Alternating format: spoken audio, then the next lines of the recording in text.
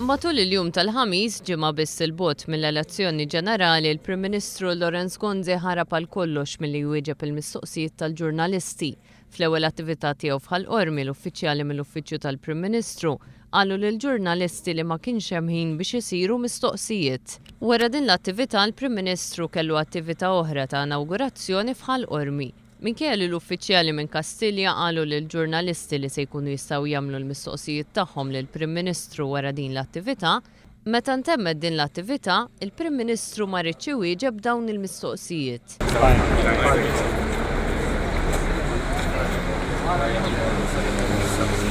Ciao Gio, ciao Tonio, ciao.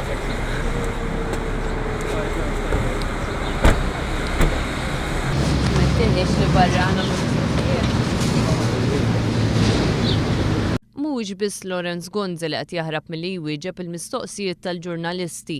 Is-Segretarju Ġenerali Nazzjonalista Paolo Borċ Olivier ilu jiem sħaħ ma jidher fil-konferenzi tal-aħbarijiet organizzati mill-Partit Nazzjonalista. U dan wara li sar magħruf li l-kuntrattur Zarem Vassallo ta' donazzjoni ta' 250,000 euro b'self lill-Partit Nazzjonalista. Qabel ma ħarġet din l-aħbar fil-mezzi tax-xandir, kien Borċ Olivier li kien qed imexxi dawn il-konferenzi tal-aħbarijiet tal-Partit Nazzjonalista. Iżda wara li ħarġet din l-aħbar nhar il-Ħadd, Borċ Olivier għadu ma derx darba f'dawn il-konferenzi tal-aħbarijiet minkejja li kienu organizzati 4 minnhom.